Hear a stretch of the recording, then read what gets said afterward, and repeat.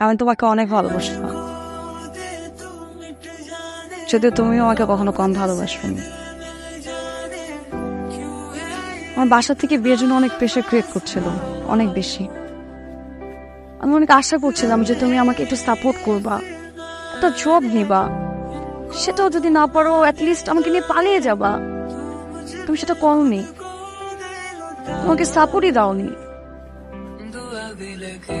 ওর প্রতি আমার অনেক রাগ ছিল, অনেক ক্ষোভ ছিল। এতদিন পর এসে আমি রিয়েলাইজ করলাম তখন আমার রাগ করাটা উচিত হয়নি। যে মুহূর্তে তোমার সাপোর্টটা আমার অনেক দরকার ছিল, সে মুহূর্তে আমার সাপোর্টও তোমার দরকার ছিল। আমার বোঝা উচিত ছিল যে তুমি এখন একটা ভালো অপরচুনিটির জন্য আমাকে সাপোর্ট করতে পারোনি, উল্টা আমারও ছিল।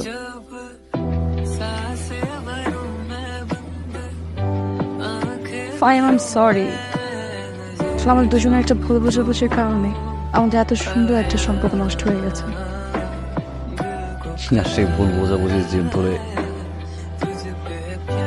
বাচ্চামি করে গেছি আমরা।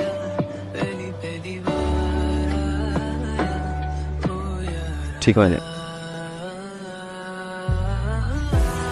জবের মায়া আমি করি না, তো পার্সোনাল ইগোর কারণে একটা কোম্পানির রেপুটেশন নষ্ট করেছে।